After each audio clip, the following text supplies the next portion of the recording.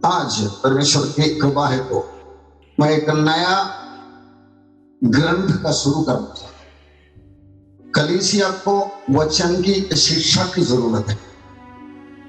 विश्वास में आने वाले को प्रभु का प्यार, प्रभु का शक्ति, सामर्थ्य वगैरह सबकी जरूरत है। राम बाबू की भाषा में इस्तेमाल करूं, चिन्ह चमत्कार प्रभु का सामर्थ्य का काम लोगों को प्रभु में ला। परमेश्वर का लिखा हुआ शिक्षा का वचन, खास करके का किताब से शुरू होकर प्रकाशित वाक्य तक पढ़ा रहने वाला कलीसिया के लिए लिखा हुआ बातें हम ध्यान से सुनेगा। हम मैच्योरिटी में, परिपक्वता में आगे बढ़ते हैं। ये बातों को देखकर आज से प्रभु की इच्छा है तो इब्रानियों का नाम की पत्री को चला वचन प्रति वचन संडे संडे देखने के लिए मैं सोचता हूँ। इसी तरह शिक्षा में आगे बढ़ने के लिए इब्रानियों का नाम का पत्रिका एक भूमिका, एक इंट्रोडक्शन इधर लिख के रखा है। छोटा अक्षर होगा आपके लिए, मैं पढ़ के सुना। इब्रानियों का नाम की पत्री मसीहियों का एक झुंड की लिखी गई जो बढ़ते हुए विरोध के कारण अपनी मसीह विश्वास को त्यागने का खतरे में। इब्रानियों का पत्रिका की खासियत होती है, खास करके इब्रू भाषा बात करने वाला यहूदियों को लिखा है।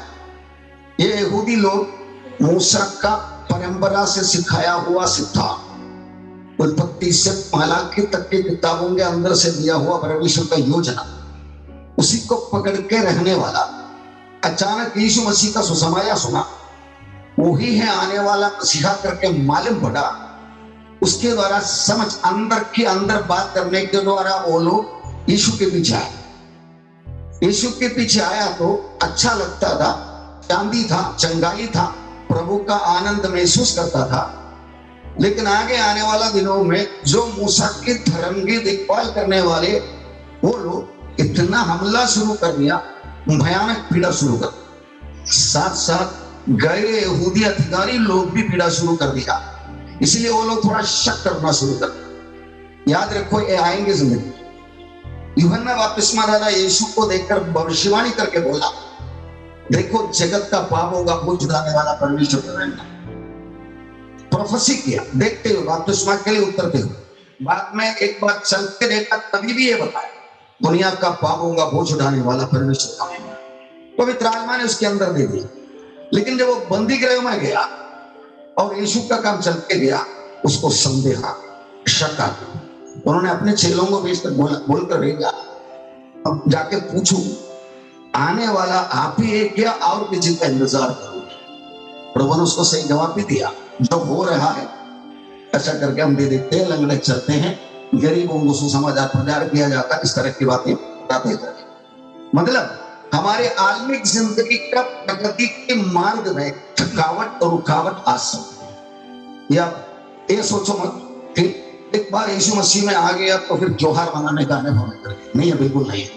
आप आगे बढ़ने वाला है, परिपक्वता में आगे बढ़ने वाला है तो प्रतिकूल परिस्थिति आपको आएगा ही। ऐसा आने वाले लोगों को विश्वास में टिके रहने के लिए लिखा हुआ एक पत्री। ये पत्री का खासियत नहीं है, लेखक उन्हें अपने विश्वास में बने रहने के लिए उत्साहित करता है, मुख्यतः वो दर्शाते हुए कि यीशु मसीह परमेश्वर का वास्तविक और अंतिम प्रकाशन। ये बात हम लोग इनके साथ क्या हुआ, वो मसीहा जोसेफ और मरियम का बेटा यीशु है करके स्थापित करने के लिए, उन्हें पुनर्स्थापना करने के लिए खास करके पत्र लिखा हुआ। अब याद रखो, ये पत्रियां पढ़ते रहेगा, आपका विश्वास का अधूरापन पूर्णता में बदल जाए। ऑस्ट्रेलिया से आके हैदराबाद में काफी सारी जगह है कि डोंट स्टैंड करके परमेश्वर का रास्ता, अपने सरल भाषा में इंग्लिश में ये किताब नया नियम का अनुवाद किया, वो यही था। तो इब्रानियों का किताब थोड़ा प्रकाशित वाक्य जैसे थोड़ा कठोर एक करके लोग सोचते हैं, ऐसा नहीं है। परमेश्वर का कोई भी वचन चाहने वाले के लिए सही है, चाहत रहेगा प्रभु समझाने के लिए भी तैयार। ऐसा करते समय वो तीन सच्चाइयों को पर बल देता है। ये पत्री का पूरा अंदर के अंदर तीन बातों को हाईलाइट करता है। 1 2 3 करके मैं इसके अंदर लिखे रहता, आपको पढ़ के सुनाऊंगा। नंबर 1, यीशु ही परमेश्वर का शाश्वत पुत्र है, जिसने दुख उठाकर पिता की सच्चा आज्ञाकारिता सीखी। परमेश्वर के पुत्र के रूप में यीशु पुराना नियम के भविष्यवक्ताओं को स्वर्गदूतों और स्वयं मूसा से भी श्रेष्ठ है। संक्षिप्त में बोलूं, Jesus is better than Moses is the theme of book of Hebrews. यीशु मूसा से श्रेष्ठ है। यीशु पुराना नियम का पूर्णता है। इन बातों को लिखा हुआ वक्त को आप सर देख लो। एडी 32 में यीशु मरा, जी उठा, चले गया। एडी 66 में अंदाज 34 साल के बाद तकलीफ, मुसीबत, समस्या, सताव के वास्ते पीछे मुड़ने वाला। आपकी जिंदगी में भी पीछे मुड़ने वाला कभी पेश है। कुछ लोगों का कहानी में सुनते ही रहता मतलब, लेकिन कोई भी परिस्थिति ऐसा नहीं आएंगे जो हमें सहन करने की या पार करने की ज्यादा हो। आप दिल लगाए, विजेता और कोई नहीं है, आप ही। ये सत्य को आप याद रखो। इसलिए यीशु मसीह पुराना नियम का परिपूर्णता, महायाजकों से श्रेष्ठ। पहली बात हमें समझना है। नंबर 2, यीशु परमेश्वर द्वारा अनंत काल का महायाजक घोषित किया गया है, पुराना नियम का महायाजक से श्रेष्ठ। पुराना नियम का महायाजक मरते थे, निकल जाते थे, लेकिन नया नियम का याजक कभी मरते नहीं। ये महायाजक आसमानी मंडल में पिता परमेश्वर के दाहिने ओर हमारे लिए पक्षपात करते ही रहता है। ये बात हमें याद रखना, हमेशा के लिए महायाजक। पुराना नियम में महायाजक मरते थे, दूसरा आते थे और आते थे, कुछ अच्छे थे कुछ बुरे थे, इस तरह। लेकिन ये महायाजक हमेशा के लिए हमारे लिए मध्यस्थी करने वाला है। ये भी एक पत्री के अंदर है। नंबर 1, यीशु मूसा से भी श्रेष्ठ। नंबर 2, यीशु हमेशा के लिए महायाजक। नंबर 3, यीशु के द्वारा विश्वासी पाप, भय, मृत्यु से बच लिया गया है और यीशु महायाजक के रूप में सच्चा उद्धार प्रदान करता है। यहूदी धर्म के धर्म विधियों और पशु बलियों के द्वारा जिसका मात्र पूर्वाभास में लिखता है। मतलब यहूदी नियम सिस्टम के द्वारा पाप मुक्ति मिलेगा करके लेवियों का किताब में लिखा रहता है। तुम ऐसा ऐसा बलि चढ़ाओ, एक श्रेष्ठ व्यक्ति पाप करेगा, एक याजक पाप करेगा, पूरा इस्राएली पाप करेगा, एक सामान्य जन पाप करेगा, ऐसा ऐसा करेगा तो पाप मुक्ति मिलेगा करके यदि लिखे रखा है। बार बार लेवियों का किताब का 1 से 5 अध्याय में लिख रखा है। इब्रानियों की किताब में क्या लिखा रखा मालूम है? जानवरों का, पशु पक्षियों का बहाया बलि पाप मुक्ति नहीं देता। जरा कॉन्ट्रोवर्शियल लिखता है ना, पहले बोला हुआ उसको उल्टा लिखता है। इसलिए कि जब पशु पक्षी का बलि चढ़ाने के लिए इस्राएलियों को मूसा द्वारा उपदेश दिया था, उसका पाप मुक्ति मिलता था, इसलिए कि ये लोग परमेश्वर ने तब बोला हुआ बातों को मान लिया, इसलिए परमेश्वर का वायदा का मसीहा के द्वारा ही उनको सुधारा। ये बात काफी यहूदी समझ लिए, याद रखिए बात। मतलब बोलो तो करते आ रहा है। मैं आपको समझने के लायक एक बात बताऊंगा। अब एक यहूदी पाप की जो क्या करेगा, घर में जाके बच्चा को करेगा, ये चले जाएगा यहाँ जब सामने बोलेंगे देखो मैंने फलाना फलाना पाप किया है, आप इसके लिए बलि करके मेरा पाप के लिए प्रार्थना करो। गला काटे हुए फूल निकालेंगे, खाएंगे फूल बेटी के ऊपर और प्रार्थना करेंगे चुपचाप। जाते जाते 2-3 दोस्त लोग मिलकर जाते वापस जाने के लिए वापस में बातों में झगड़ा हुआ। झगड़ा हुआ तो अभी पापों की पाके आया ना, तो वापस झगड़ा कर रहा है। तो एक ने अंदर से घमंड की भावना बोलता हूँ, घमंड से ऐसा बोले, अरे मेरे पास घर में बहुत बछड़ा, तू क्या सोच रहा है? अगर हो गया तो मैं और एक बछड़ा। इसका मतलब उनके दिमाग में क्या रहता है? मैं बछड़े के बलि चढ़ाने से परमेश्वर को मजबूरी से मुझे माफ करना ही है और दर्शन के हिसाब से नहीं चलता। ये बात उनके दिमाग में नहीं है। अंदर का बदलाव होता नहीं था, किया हुआ पापों का छुटकारा मिलता। अब्राहम के विश्वास का भी तरीका ये था। अब्राहम ने क्या विश्वास किया? परमेश्वर ने जो बोला विश्वास किया। परमेश्वर वो जमाने में संपूर्ण सुसमाचार बोला ही नहीं। इसका पहला वेद में हम लोग देखने वाला संपूर्ण खबर यीशु मसीह आने के बाद आया। जो बोला विश्वास किया, इसलिए वो धर्मी ठहरा गया, विश्वासियों का पिता ठहरा गया। उनको पता नहीं था यीशु करके अवतार आने वाला है। याद रखो, आज हमें संपूर्ण प्रकटीकरण मिला है। ये बातों में हम आने वाला है, लेकिन भूमि का सरा पढ़ के क्लियर करके हम आगे बढ़ेंगे। इस्राएली इतिहास के कुछ प्रसिद्ध व्यक्तियों के विश्वास के उदाहरण को करते हुए 11वें अध्याय में लेखक अपने पाठकों को विश्वास में बने रहने का आग्रह देते। 11वां अध्याय विश्वास का परिभाषा दिया। What is faith? जो दिखता नहीं है उन चीजों के ऊपर का हमारा भरोसा। भरोसा बोलेगा तो अंधविश्वास नहीं है, भरोसा है तो वो सत्य विश्वास। लेकिन वो सत्य है करके स्थापित करने के लिए उदाहरण के तौर से काफी संतों का जिंदा गवाही दिया। और 12वें अध्याय में वो अपने पाठकों को निवेदन करता है कि अंत तक विश्वास में बने रहे और अपनी आंखें यीशु पर लगाए रहे। तो जो कुछ दुख और सताव उन पर आते हैं वे धीरज से सहे। पत्री कुछ सलाहों के साथ अंत धीरज से सहते रहने का। 11वां अध्याय में दिया हुआ साक्षियों का झुंड को देखकर यीशु मसीह जो दुख सहा उनको देखकर आगे बढ़ते रहो करके 12वां अध्याय में एक पॉइंट बोल के खत्म कर देते। तो मैं आपके सामने एक तस्वीर पेश किया। पुराने नियम का भविष्यवक्ता एक साइड में खड़ा, उसके आगे एक पहाड़ है जहां प्रभु यीशु मसीह क्रूस पर मर रहा है। पेंटिकोस्त का दिन आ रहा है। ये सब पुराना नियम का भविष्यवाणी से हमको मालूम पड़ा। लेकिन आगे आके एक और पहाड़ है, वो पहाड़ है यीशु मसीह राजा बनकर नीचे उतर कर आ रहे। ये बात के बीच में एक तराई है जिधर में एक कलीसिया का तस्वीर दिखाया है। पुराना नियम के भविष्यवक्ता को एक कलीसिया का जमाने के बारे में कोई अंदाजा नहीं था। याद रखिए बात। अभी हम पहला वचन पढ़ के बाद में आगे। इब्रानियों का पहला अध्याय का पहला वचन। पूर्व युग में परमेश्वर ने बाप दादाओं से थोड़ा थोड़ा करके और भांति भांति से भविष्यवक्ताओं के द्वारा बातें कर। पूर्व युग में परमेश्वर ने बाप दादाओं से थोड़ा थोड़ा कर। अभी आपको तस्वीर दिखने वाले पे समझ में आ जाए। लंबे से देखा यीशु मसीह सहन करने के लिए उतर कर आ रहा मसीहा। यीशु मसीह राजा बनकर आ रहा है। इसके बीच में क्या तराई।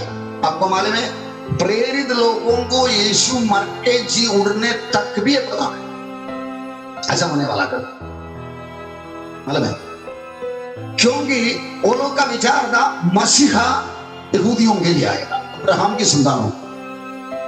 इसलिए उनको छोड़कर और किसी को एक आगे का जमाना अनुमति नहीं दिया करके यीशु मसीह ने बार बार बोला था, लेकिन उनके दिमाग में घुसाई नहीं। इसलिए याद रखो, आप थोड़ा थोड़ा करके बोलने वाली बातों को आ करके बोल के सम्मान आदर करके अनुसरण करके आज्ञा पालन करके अगर आगे बढ़ोगे नहीं आपको आगे आगे का बात समझ में नहीं आएगी। स्टैंडर्ड, दूसरी स्टैंडर्ड, तीसरी स्टैंडर्ड ऐसा पढ़ते पढ़ते हम आगे बढ़ते हैं।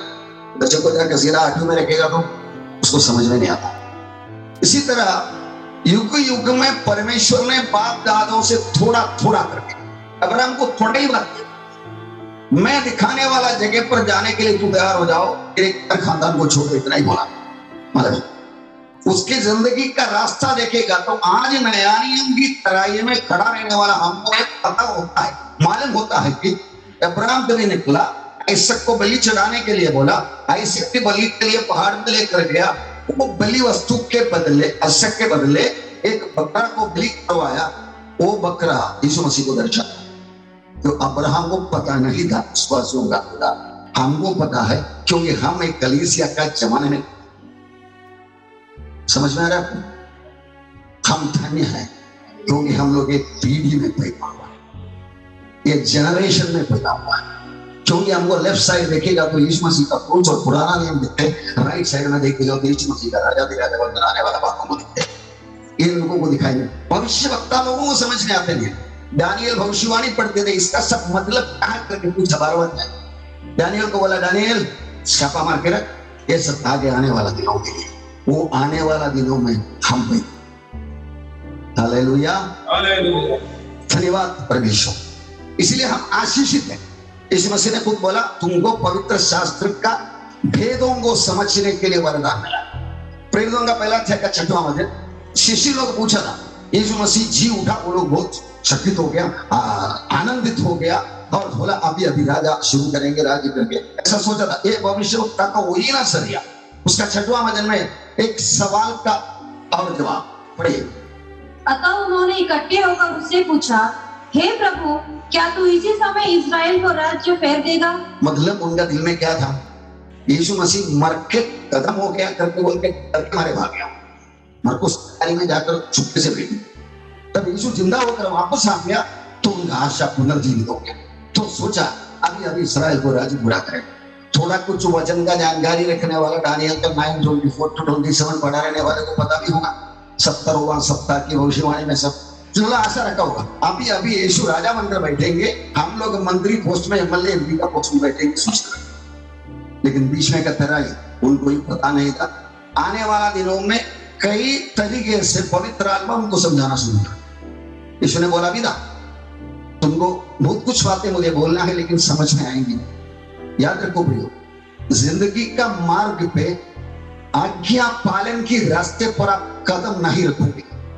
छोटी सी छोटी आज्ञा को पालन करने का जितना पकड़ोगे, आपको मसीह का आगे का पढ़ाई समझ में नहीं आएगा। आप उल्टा किसको दोष लगाएंगे? आपके सामने मिलने वाला मौसा योशुआ को दोष लगाएंगे। उसने कोई तरीका है ही नहीं मतलब। इसलिए उन्होंने इकट्ठे होकर उससे पूछा, हे प्रभु, क्या तू इसी समय इस्राएल को राज्य फेर देगा? प्रभु ने उनको जवाब ही नहीं दिया, तुम्हारा काम नहीं है भाई, क्योंकि ये तुम्हारे जमाने में होने वाले बात है। जब दानियल को लिखते वक्त बोला छापा मार के रखिए हम दिनों के लिए करके बोला, तो प्रकाशित वाक्य ग्रंथ 95 में लिखते वक्त यीशु मसीह ने यूहन्ना को बोला छापा मत मार, समय आ गया। भविष्यवाणी खुल गया है।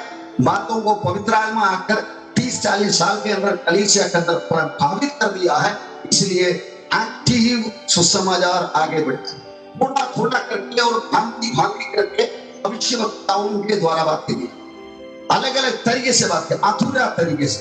आपको मालूम है इतिहास की भविष्यवाणी, ऐसा मुझे बोलना चाहिए, मतलब दुनिया के बारे में परमेश्वर का क्या योजना है करके अधूरा अधूरा पुराना नियम में पता था। यीशु मसीह और भविष्यवक्ताओं के द्वारा वो पूरा भी हो गया। आगे एक जमाने में इस तरह के ऐतिहासिक भविष्यवाणी है ही नहीं। आगे कोई बता दे परमेश्वर ने मुझे बोला यीशु मसीह फलाना तारीख में आने वाला है, वो गलत है, क्योंकि दिया हुआ वचन भी उल्टा शिष्य। मतलब आज भविष्यवाणी कैसा होता है? आपको परमेश्वर ऐसा बोलता है जो दिल में सोचता है वो बात पूरा होने वाला। आपका नौकरी हटेंगे लेकिन दूसरा अच्छा नौकरी हटेगा, कोई बीमारी इसमें मरने वाला नहीं है, जीवन के आने वाला। इस तरह व्यक्तिगत एरिया वाइज, जगह वाइज इंडिया में ऐसा होने वाला। इस तरह की भविष्यवाणी हम आ सकते हैं नया नियम के जमाने में, लेकिन आगे एक ऐतिहासिक भविष्यवाणी परमेश्वर का योजना है करके 66 किताबों के साथ और एक किताब जोड़ने के लायक कोई भविष्यवाणी आएगा नहीं। आया करके कोई बोला वो छूटा करके समझने के लिए 66 किताबों का अंतसता पौधा। याद रखिएगा, अभी आगे आके 1000 साल को दूसरा एक तरह इधर में दिखाया, वो तरह प्रभु यीशु मसीह का 1000 साल का है। वो जमाने में कैसा पता है आपको? भविष्यवाणी भविष्यवाणी है ही नहीं। कोई भविष्यवक्ता भविष्यवाणी करेगा, उसका माँ बाप उसको पकड़ के मारेगा करके मतलब तू क्या भविष्यवाणी करता? क्योंकि भविष्यवाणी जिसके बारे में करता था वो यीशु के व्यक्तिगत शरीर के तौर से यरूशलेम में बैठकर राजा के राजा होने लगा।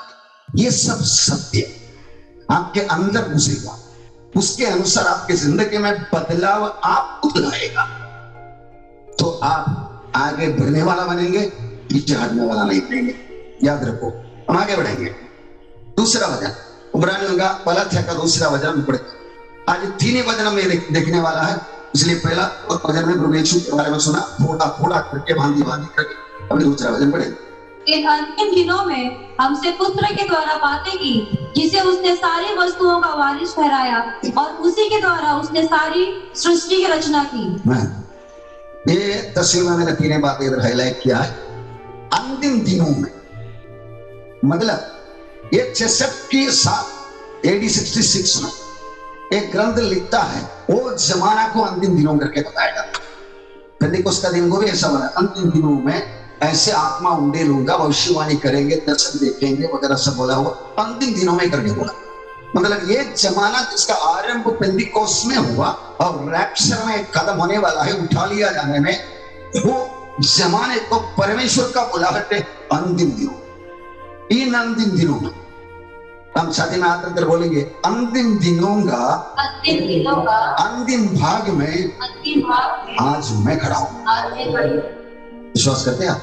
इन अंतिम दिनों में हमें पुत्र के द्वारा बातें, ये पुत्र के द्वारा किया हुआ बातें। अब तस्वीर देखने वाला है तो मैं यीशु मसीह का 2 फोटो इधर बिठाया, मतलब फोटो मतलब तस्वीर डाला और दोनों तस्वीर का चेहरा में कवर कर दिया। ऊपर का इसमें मैं वर्ड वचन करके लिख रखा, नीचे का उस पर क्राइस्ट करके लिख रखा। इसका भी कारण मैं आगे बताऊं। मतलब हमारी जानकारी अगर परिपक्व, सिद्ध, परफेक्ट नहीं रहेगा, गड़बड़ बनेगी। विश्वासी भाई ने घर के अंदर यीशु मसीह का फोटो रख के मैंने बार बार देखा। मैं आपको याद दिलाता हूं, वो आपको तकलीफ ला सकता है, क्योंकि वो शक्ल जो चित्रकार ने बनाया आप हर दिन देखता है, उसके सामने आप मजा मस्ती नहीं करेंगे, उल्टा बात नहीं करेंगे, क्योंकि आप तस्वीर को आदर करते हैं। वो शक्ल का एक आदमी एक दिन सुबह आके आपके दरवाजा पे खड़ा है, आप खोल के क्या बोलेंगे? आइए बैठे, है ना? गेट आउट करके बोलने के लिए हिम्मत ही नहीं मिलेगी, क्योंकि आप शक्ल आपका दिमाग में है।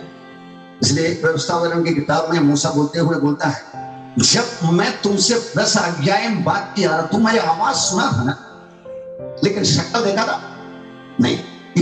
ये स्वर्ग में परमेश्वर बैठा है, धरती में मनुष्य बैठा, चतुर्लोक में रहने वाला किसी का छाया वस्तु बनाने का नहीं, उसके सामने नमस्कार करना। याद रखेगा, थोड़ा एडजस्टमेंट हम करेगा, ऐसे गड़बड़ में हम गिरेगा, हम बचने को भारी गिरेगा। याद रखेगा, थोड़ा एडजस्टमेंट करके जो विश्वासियों का बपतिस्मा के बारे में बताया था, 300 एडी के बाद बपतिस्मा बच्चे को भी दे देंगे, जेडन को भी दे देंगे, नहीं तो बड़ा होने के बाद वो कैसा पालन करेंगे करके सोचिए। जेडन को देने के दिन डूबा के बपतिस्मा देना प्रॉब्लम है, जब डूबने के दिन पानी अंदर उसके मर गया, इसलिए डूबने का बाद को थोड़ा और एडजस्टमेंट करते हैं, छिड़काव करते हैं, एडजस्टमेंट करके करके आज वो लोग इधर खड़ा है। जब विश्वासी लोगों का बाइबल की शिक्षा के द्वारा नामधारी मसीह मंडली से लोग भागते थे, भागते देख करके रिसर्च करने के लिए गया, तभी उनको होश में आ गया कि ये लोग बाइबल सिखाते, इतना डार्क एजेस में गया। इसलिए शक्ल की बातें हमारे दिमाग में बैठने ना दे। शक्ल को मैं आगे वचनों के बारे में लिखाऊं, पुत्र के द्वारा बातें की, यीशु मसीह के द्वारा बातें की। ये यीशु मसीह है कौन? वचन के अंदर 3 चीजें बताया हुआ, जिसे उसने सारे वस्तुओं का वारिस ठहराया। नंबर 1, सत्ता मालिक। नंबर 2, उसी के द्वारा उसने सारी सृष्टि का रचना। नंबर 3, बातें की। यीशु मसीह के द्वारा सृष्टि किया, यीशु मसीह के द्वारा परिपूर्णता की बातें किया, यीशु मसीह के बनाया है, सबका वारिस करके बनाया। ये बातों को मैंने तस्वीर में भी तो दिखाया ताकि आपको समझ में आ जाए। 75 किलो का एक व्यक्ति जब दुनिया में चलते फिरते हैं, यहूदियों के सामने चलते फिरते हैं, और मसीहा करके बोला, यहूदियों का दिमाग सजाते कैसा हो सकता? तुम एक मनुष्य होने के बावजूद अपने आप को ईश्वर बना, ये बात उनके दिमाग में पड़ता नहीं। आप बाइबल पढ़ाई करने वाला ज्यादा मूवियों के द्वारा यीशु मसीह को जानकारी करने के लिए निकलो, उल्टा बाइबल पढ़ के बाइबल के अंदर का मसीहा, the Christ of the Bible and the Christ of the religion are entirely different. मसीह धर्म का मसीह और बाइबल का मसीह में फर्क, वो एक भावना सृष्टि को बना के दे देते, इसलिए वो लोग तस्वीर वगैरह से बनाते, तो परमेश्वर ने इनकार कर दिया। 3 बातों को बताया है, वो सृष्टि कर्म किया, देखने वाला सब कुछ। एक धरती में जिस पर हम बैठा है, 40,000 किलोमीटर राउंड, 1600 किलोमीटर स्पीड में खुद घूम रहे हैं, 1,08,000 किलोमीटर में भाग रहे हैं, उनको मुख का शब्द से बोलकर बनाया व्यक्ति। यहूदियों को समझने में भारी गिरता है, ये जो सबका बेटा, मरियम का बेटा, ये 6 भाई, 4 भाई और 2 बहनों का, हम जानते हैं उनको, वो मसीहा परमेश्वर का पुत्र। ना ना ना ना, ये बात हमारे भी जिंदगी में आ सकता है, हम लोग साइड ट्रैक हो जाएगा। आए हम आगे बढ़ेंगे उसका तीसरा वचन। उसके पहले यूहन्ना का 7वां अध्याय का 3 से 5 वचन में यीशु को देखने वाले लोग क्या रिएक्शन दिया, उनके खुद के भाई लोग। याद रखो, उनको 4 भाई थे, जोसेफ और मरिया के बच्चे, और 2 बहन लोग भी है करके बाइबल में लिखे रखा। उनका प्रतिकरण, उनका फीलिंग कैसा है, एक बार पढ़ेंगे। यूहन्ना का 7वां अध्याय का 3, 4, 5 वचन पढ़ेंगे। इसलिए उसके भाइयों ने उससे कहा, यहाँ से यहूदियों को जा, कि जो काम तू करता है उन्हें तेरे चेले वहां भी देखें, क्योंकि ऐसा कोई न होगा जो प्रसिद्ध होना चाहे और छिपकर काम करे। यदि तू यह काम करता है तो अपने आप को जगत पर प्रकट कर, क्योंकि उसके भाई भी उस पर विश्वास नहीं करते थे। याद रखो, यीशु को जब ये समझो 2-3 साल होने के बाद पहला भाई बन गया, जन्म लिया हो, जैसा जेड़न की उम्र में छोटा पैदा हो, और वो देखते आ रहा है, हमारे साथ खेलता है, माँ की बातों को, बाप की बातों को मानता है, खाता है। अचानक एक दिन आके पूरा दुनिया उसको बोल देते हुए आने वाला मसला परमेश्वर का अवत। इस बातों को सुनकर घर के लोग चकित हो गए। माँ मरिया समझने के लिए तकलीफ उठाता, लेकिन मानना पड़ता था, क्योंकि सबूत के पीछे सबूत। लेकिन ये लोग अपना सगा भाई, बचपन से हम उनको जानते हैं, ये बातों से भाई लोग विश्वास कर दिया। मैं इधर आपको विश्वास का तरीका का सारा परिभाषा दिखाना चाहता हूं, ध्यान से सुनो। आज हम यीशु मसीह को इन सगे भाइयों के जैसा, बहनों के जैसा विश्वास करने को निकलेगा, आप वो पत्थर पे टुकड़ा कर गिर जाए, क्योंकि देखने से मिलने वाला मसीहा नहीं हमारे विश्वास पर। इसलिए उसके भाइयों ने उसे कहा, यहाँ से यहूदिया को जा, कि जो काम तू करता है उन्हें तेरे चेले भी देखें। यीशु मसीह को यहूदी लोग मारने के लिए कोशिश कर रहा था, इसलिए यीशु बचकर गलीली में आया था। तब ये लोग बोलते वापस जाओगे, उल्टा उनको मार के लाने के बाद, क्योंकि ऐसा कोई नहीं होगा जो प्रसिद्ध होना चाहे। मतलब भाई के बारे में, बड़ा भाई के बारे में ये क्या समझ रहे, प्रसिद्ध होना चाहिए, बड़ा बड़ा काम तू जाना, वो लोग के पास दिखाना, मतलब छिपकर काम करे। देखो क्या प्रलोभन मिलता है, यदि तू एक काम करता है तो अपने आप को जगत पर प्रकट कर। जैसे कि इनका उपदेश कितना शो करने को नहीं, वो लेवल में हम बैकस्लाइड होना, हम अनुसरण आज्ञा पालन करने वाले से फटकने वाला होगा। हमारा दिमाग दुनिया के दिमाग के जैसे चलेगा। कालवरी का छोर क्या बोला, अगर तू मसीहा है खुद को बचा ले, हमको भी बचा ले। क्या एडवाइस दिया से तू मसीहा है तो खुद को बचा ले, ऐसे किसका परमिशन के बिना यीशु को उठाएंगे। बस ये हलचल में हम गिरेंगे अगर हम ध्यानपूर्वक बातों को परखने वाला ना बने और उसके अनुसार चलने वाला ना, क्योंकि उसके भाई भी उस पर विश्वास नहीं करते हैं। बहुत से लोग इस तरह विश्वास करता है, देखने में विश्वास किया बातों में। विश्वास कैसा आता है, यूहन्ना का 4 अध्याय का 41-42 वर्ष में एक सामरी औरत का विश्वास, उसके गांव वालों का विश्वास के बारे में थोड़ा खुलासा किया। विश्वास कैसे करना, एक चिन्ह चमत्कार होने से। लूका का 16वां अध्याय में हम लोग ऐसे पढ़ते, वो धनिक व्यक्ति मांगा, ये लाजरस को जरा धरती में भेज दूं, वो जाके बोलेगा तो वो लोग इधर नहीं आएंगे। मेरा भाई तो तुम्हारा इवांजेलिस्ट, परमेश्वर ने अब्राहम ने परमेश्वर की तरफ से इनकार कर दिया। नहीं बेटा ऐसा नहीं होगा, नहीं, वो लोग को मूसा और भविष्यवक्ता है नहीं, पुराना नियम की किताब है ना, नहीं, एक मुद्दा जिंदा हो जाएगा। दुनिया का आइडिया, केवल चमत्कार से कोई विश्वास में आते नहीं। चमत्कार को देखकर चमत्कार का पीछे का परमेश्वर को तलाश करने वाला आप बनेगा। वचन बताते हैं जॉन 4:41-42 पढ़िए। उसके वचन के कारण और भी बहुत से लोगों ने विश्वास किया और उस स्त्री से कहा, अब हम तेरे कहने ही से विश्वास नहीं करते, क्योंकि हमने आप ही सुन लिया और जानते हैं कि यही सचमुच में जगत का उद्धार करता है। औरत की गवाही के साथ जोड़ा हुआ कहानी सुना कर याद रखो, रोमियो 10:17 में ऐसे लिखे रखा, विश्वास सुनने से, सुनना मसीह का वचन के द्वारा आता। विश्वास का आने का स्टाइल और सोर्स, तरीका, रास्ता सुनने से, विश्वास सुनने से आता है। ये औरत जाके बोला, मेरा जिंदगी में मैंने जो कुछ किया बोला हुआ एक व्यक्ति को मैंने देखा, चाहे वो मसीहा है। वो लोग आया, मसीहा को बुला के लेके गया। मेरा दिमाग में ये बैठा था, यीशु को देखा करके, लेकिन इधर वेडिंग उल्टे लिख रखा। और उस स्त्री से कहा, अब हम तेरे कहने से विश्वास नहीं करते, तेरा कहने से विश्वास किया था, लेकिन आपका विश्वास का तरीका क्या है? क्योंकि हमने आप ही सुन लिया।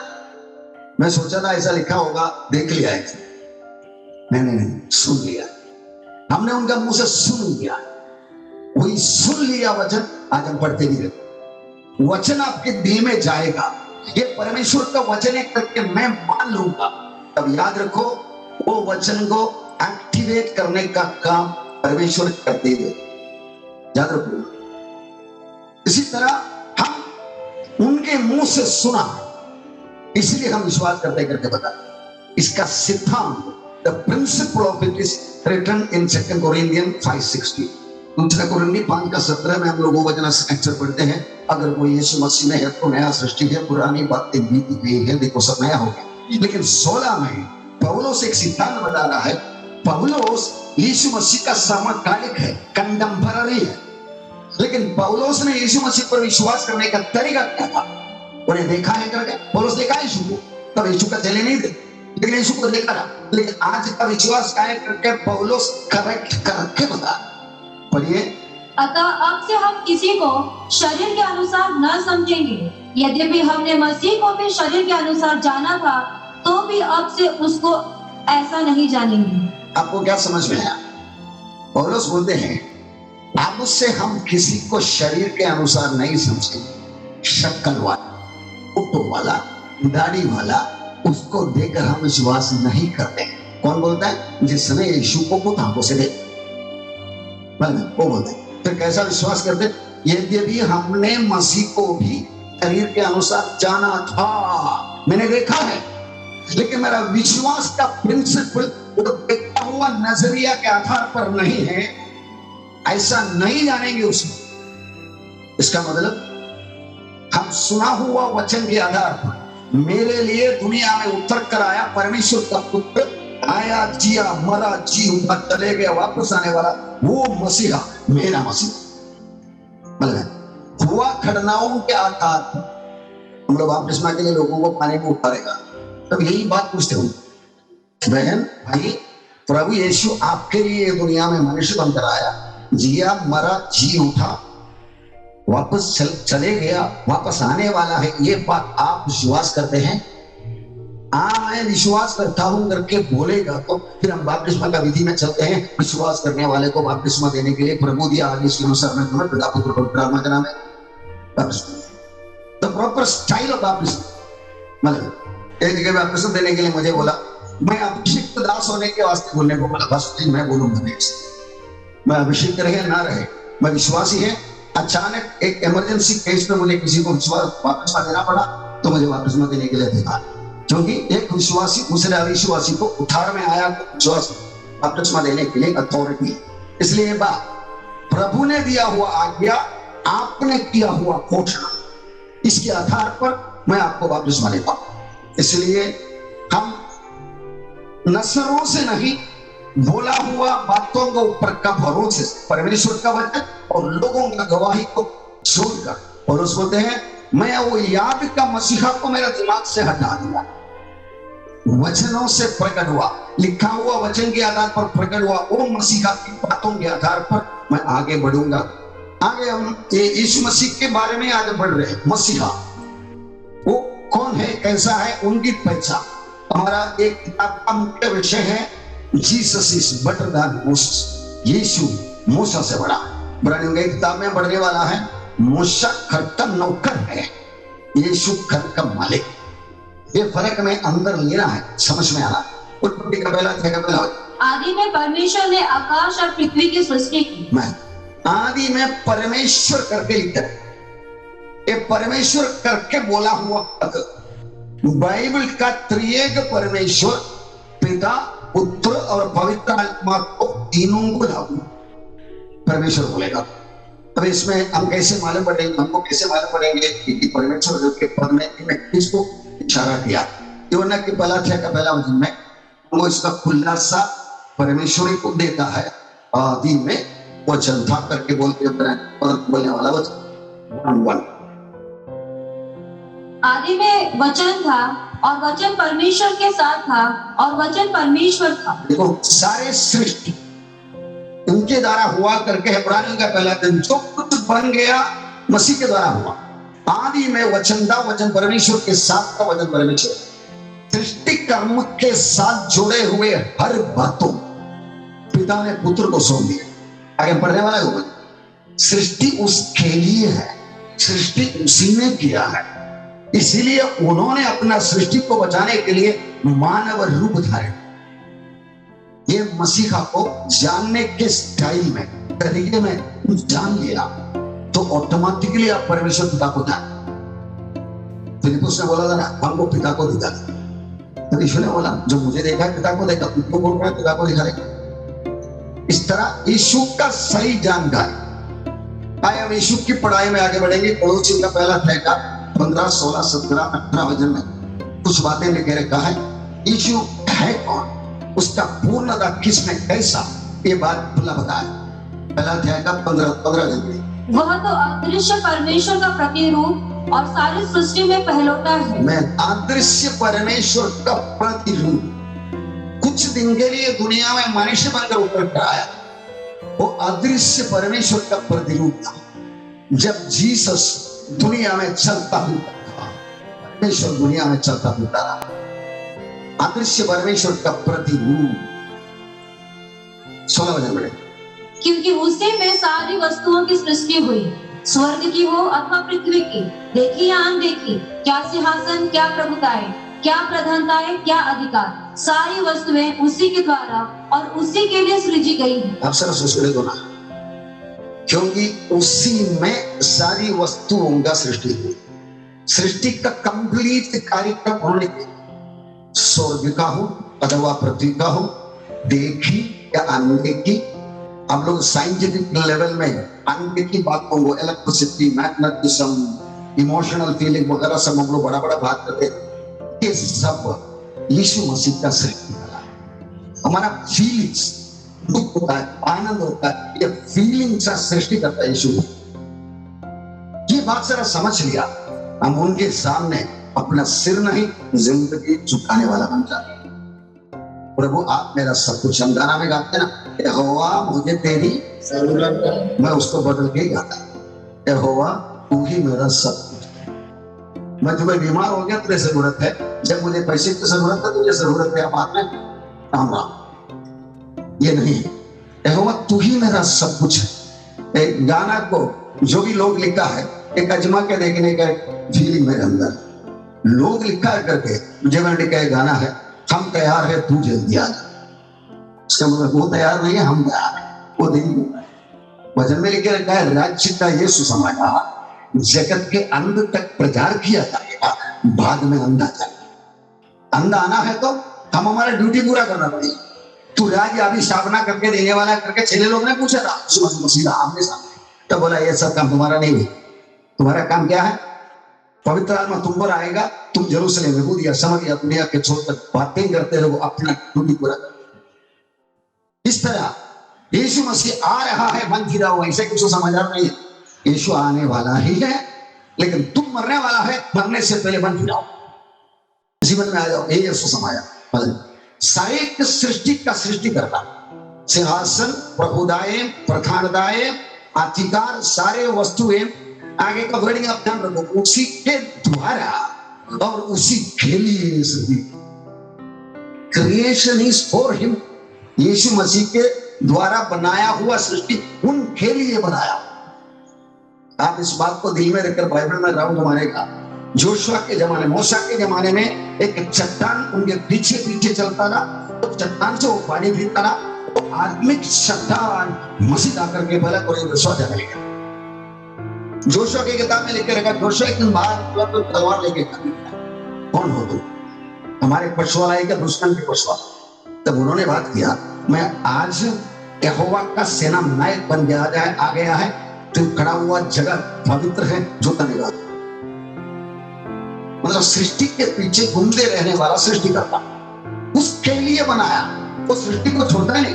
एदन की बगीचे में आदम गिरने से पहले रेवलेशन का 13वां अध्याय में लिखे रखा, उत्पत्ति में हुआ घटना का व्याख्या 13 में लिखे रखा है, उत्पत्ति के दिनों में बात हुआ परमेश्वर का कहना। इसका मतलब परमेश्वर पिता पुत्र पवित्र आत्मा मिलकर हाया ओ हम मनुष्य को अपनी समानता में बनाए करके बोलेगा तो हम भावना कर सकते हैं। पिता ने बेटा को मुझे बेटा बताया, हाँ बाबा ये लोग को तुम बनाएगा तो क्या करने वाला, हाँ बाबा बताए तो क्या करोगे, नरक में डालेंगे, सब पापी हो जाएंगे, नहीं मैं जाऊंगा बलि का बकरा बनकर। इसको बोलता है गॉड जीसस। परमेश्वर ने जगत से ऐसा, जोर से बोलिए ऐसा ऐसा ऐसा ऐसा ऐसा होने वाला है। ये लोग नकरा करने वाला है, मुझे मेरा जान गिरवी रखना पड़ेगा करके मालूम होकर चलो सृष्टि कर्म करते हैं। कोलोसियों का पहला अध्याय 17। वही सब वस्तुओं में प्रथम है और सब वस्तुएं उसी में स्थिर रहती है। एक महान रहस्य की बात, जीव सारे सिस्टम जो चलता है प्रपंच में, सोलर सिस्टम, सौरमंडल, गैलेक्सी वगैरह, उसी में स्थिर रहते। वही देह अर्थात कलीसिया का सिर है, वही आदि है और मरे हुओं में से जी उठने में पहलौठा, कि सब बातों में वही प्रधान ठहरे। मैं ये सारे सृष्टि का सृष्टिकर्ता कलीसिया जो हम हैं, हमारे सिर करके दे दिया। याद रखो, ये रिश्ता संभालने के लिए उन्होंने हमें गोद लिया है, दत्त लिया है, हम उनके बच्चे बन गए हैं। ये रिश्ता संभाल कर हम चलते रहेगा। उसके साथ हम लोग सारे आशीषों को अनंतता में प्राप्त करने के लिए लायक बन गए जाए। यीशु मसीह में परमेश्वरत्व का सारे संपूर्णता देख रूप में वास करता है करके कोलोसियों का 2 अध्याय में लिखे रखा है। मतलब वो जब ये दुनिया में खड़ा था या आज आत्मा में हमारे अंदर बैठा, वो हमारे अंदर परमेश्वर बैठा। ये बात आप याद रखो। 1 जॉन 4:4 में ऐसे पढ़ते हैं, जो तुम में है वो जो दुनिया में है उसे बड़ा। He who is in you is greater than he who is in the world। प्रियो, ये बात याद रखे, उसी के लिए सजे गए हैं, उनका मर्जी पूरा करने वाला एक ही मकसद से हम आगे बढ़ेंगे। इब्रानियों का पहला अध्याय 3 वह उसकी महिमा का प्रकाश और उसके तत्व की छाप है और सब वस्तुओं को अपनी सामर्थ्य के वचन से संभालता है। मैं 3 चीजें इधर बताया, मैं 3 तस्वीरों में आपको समझने के लायक बनाया भी है। वो उसकी महिमा का प्रकाश, मतलब परमेश्वर है कौन। बाइबल बताते हैं परमेश्वर को कोई नहीं देखा है, कोई देख भी नहीं सकता, लेकिन परमेश्वर का गोद में बैठा था यीशु मसीह को मनुष्यावतार और देखा है।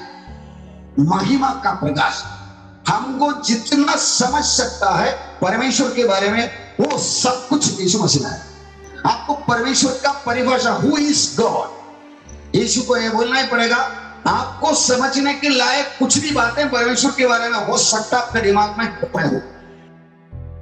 याद रखो, दुनिया का कोई भी संघ हो बोलेगा, दुनिया का कोई धर्म की किताब में वो लिखे रखा है, एक व्यक्ति आके परमेश्वर का परिपूर्णता मुझ में देह रूप वास करता है करके बोला हुआ बातों को चैलेंज कोई कर नहीं पाया, क्योंकि यीशु मसीह को क्रूस पर मरने के लिए दंड दे दिया, और मान के देना पड़ा एक निर्दोषी को, पर मेरा हक नहीं।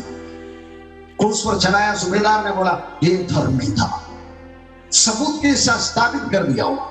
मतलब यीशु महिमा का प्रकाश और उसके तत्व की इच्छा। नंबर 2, तत्व की इच्छा में मैं इधर एक तस्वीर दिखाया है। एक बिल्ली एक आईने के सामने बैठा है, लेकिन आईने के अंदर दिख रहा है एक शेर को, एक सिंह को। मतलब वो सिंह स्वर्गीय महिमा में रहने वाला परमेश्वर को दिखाता। जब वो दुनिया में उतर कर आया है शेर का खुद, लेकिन वो बिल्ली के वेश धारण करके आया। फिलिप्पियों का 2 अध्याय का 6-7 वचन में, जिसने परमेश्वर के स्वरूप में होकर भी परमेश्वर के तुल्य होने को अपने वश में रखने का वस्तु ना समझा, वरन अपने आप को ऐसा शून्य कर दिया और दास का रूप धारण किया और मनुष्य की समानता में हो गए। मतलब उसके तत्व की इच्छा, मनुष्य को कितना परमेश्वर के बारे में समझ सकता है, वो सब यीशु मसीह है। याद रखो, यीशु केवल कोई सिद्धांत सिखाने के लिए नहीं आया। भविष्य वक्ता लोग सब आया, यहोवा यूं कहता है, यीशु आके सीधा वर्डिंग को बदल डाला। सच सच मैं तुमसे कहता हूं, मतलब जो मुझे देखा है परमेश्वर को देखा। इस तरह प्रभु की छाप है, महिमा का प्रकाश है, सब वस्तुओं को अपनी सामर्थ्य का वचन के द्वारा संभालता है। ये संभालता बातों में थोड़ा साइंटिफिक पॉइंट्स है, उसमें जाने से पहले इसका फाइनल भाग में बोल के खत्म कर डालूंगा। वो पापों को थोकर ऊंचे स्थानों पर महिमा महल के दाहिने में। जिस शरीर के साथ यीशु एक दुनिया में जीवन बिताता था, जिस शरीर को लेकर हेलीकॉप्टर गिराने के लिए साथ स्लोली स्वर्ग में चले गया, आसमानी मंडल में स्वर्ग करके जगह पे परम पिता के दाई वो शरीर के साथ यीशु है। वो शरीर को कभी खोने वाला नहीं है। पिता को शरीर नहीं है, पवित्र आत्मा को शरीर नहीं है, लेकिन यीशु को एक शरीर मिला है। वो शरीर के साथ वो सदाई भी जीवित है। ये यीशु शरीर धारण क्यों किया? हमारे समानता में हमको याद करें।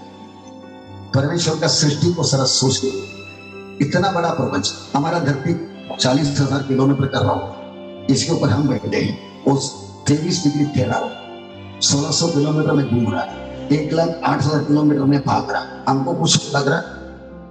कुछ नहीं लग रहा, है ना? हम ऐसे फुटबॉल ग्राउंड में बैठा, जैसे ऑडिटोरियम में बैठा है, लेकिन इतना सब ये धरती करते रहता है। मतलब ये समझने के लिए हमें मुक्ति थी। वैज्ञानिक लोग ये सब समझाना है, आप बाइबल का दृष्टिकोण में देखना शुरू करेगा। प्रियो, हम के हमारे जैसा इतना धनी लोग हैं, पापों को ठोकर उनके स्थानों को, पहला यूहन्ना दूसरा का दूसरा नाम ऐसे पढ़ते हैं, और वो ही हमारे पापों का प्रायश्चित है, और केवल हमारे ही नहीं वरन सारे जगत के पापों। याद रखो प्रियो, दुनिया क्या बोलते हैं? चलो हम दुनिया को सुधारे। परमेश्वर क्या कहता है?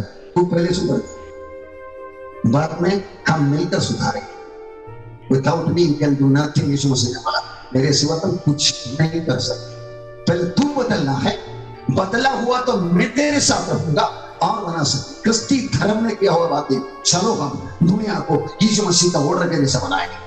मतलब परमेश्वर के ऊपर इस्राएल लोग बलवा कर दिया।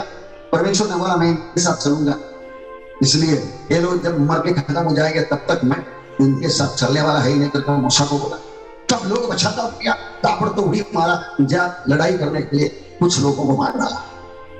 Without God we can do nothing. इधर आके वजन सुनने वाले, दूर से बैठकर सुनने वाले, मैं बोलना चाहता हूं, आपका रिश्ता क्या है उनके साथ? वो आपका है कौन? आधी रात में जगाकर आपको पूछे यीशु आपका कौन है, बोलेगा तो आपका जवाब है ओ मेरा तो, मेरे लिए मर के जीवो। एक घमंड के साथ बोलने को आपको होएगा आपका उनका रिश्ता। वो रिश्ता ही आपका जिंदगी बनाने वाला। एक चर्च मकान इधर का लीडिंग प्रोग्राम गाना वगैरह सब आपको यीशु मसीह के साथ जुड़ने वाला है, मदद करने वाला। आपका ये रिश्ता बनाना ही पड़ेगा। मैं एक पॉइंट को दिखा था, सब वस्तुओं को अपनी सामर्थ्य के वचन से संभालता बनाया करके हमने देखा। उन्हीं के लिए बनाया करके ये संभालता है कि मतलब क्या है? ये राइट साइड में इतना करोड़ों किलोमीटर राउंड वाला अपना सौर मंडल, सोलर सिस्टम। ये सोलर सिस्टम है, सेंटर में सूरज है, लास्ट में नेपट्यून है, ये बीच में हमारा धरती वगैरह सब है। ये सब मिलाकर 18 लाख किलोमीटर कुछ दौड़ा राउंड है। इसके अंदर ज्यादा करके उसका 1% भी मटेरियल नहीं है, बाकी सब शून्य है। लेकिन आपको मालूम है ये सूरज की और ऐसे घूमते रहने वाला एक नवग्रह, नवग्रह करके बोलते हैं, सूरज उसको खींचता है। सबूत, धरती में 2 बार समुद्र का पानी ऊपर आता है, हाई टाइड, और बाद में नीचे जाता है, टाइड लो टाइड बोलते हैं। क्यों? धरती के चारों ओर घूमने वाला सूरज और चंद्रमा, सूरज आएगा तब सूरज धरती को खींचता है। पानी फ्री पड़ रहा है इसलिए पानी पकड़ता है, सूरज चले जाएगा पानी नीचे उतरेगा। चंद्रमा ऊपर आ जाएगा, चंद्रमा पानी को खींचता है और पानी ऊपर आ जाता है, छोड़ता है। अच्छा, ये सूर्य खींचता है धरती को, चंद्रमा खींचता है, ऐसे दोनों आके मिलते क्यों नहीं? खींचता है तो कसीट के ले सकता है, वो इसलिए लेता नहीं करके इसके बीच में एक फोर्स चला। एक धागा में हम लकड़ी बांधते ऐसा घुमाएगा वो लकड़ी आगे भी नहीं जाता ना चिप भी नहीं आता, क्योंकि बीच में धागा है। ये धागा है परमेश्वर का मुंह से बढ़िए दोबारा वह उसकी महिमा का प्रकाश और उसके तत्व की छाप है और सब वस्तुओं को अपने सामर्थ्य के वचन से संभालता है। सामर्थ्य का वचन से संभालता है। ये धागा से हम पकड़ कर ऐसे घुमाता है, वो धागा प्रभु का मुंह से निकला हुआ वचन, वो वचन संभालता है। धरती सूरज के नजदीक आके उसके अंदर घुसता नहीं, सूरज से भागकर चले जाता भी नहीं, हवा में खड़ा है। मतलब आकर्षण शक्ति है, हमको देखने हम लोग पानी आता हमको तो नजदीक खींचना चाहिए ना। सूरज हमसे बहुत बड़ा, केरला इतना बड़ा, खींचना चाहिए था, तो खींचते नहीं है। सामर्थ्य का वजन कितना, ये धागा, ये लंबा बीच में कलकड़ी, वो परमेश्वर का वचन। ये वचन की सामर्थ्य हम समझे, वो वचन को इस्तेमाल कर अदृश्य परमेश्वर को मिलने के लिए सवारी में हम आगे बढ़ेगा। हमसे धन्य कोई है ही नहीं।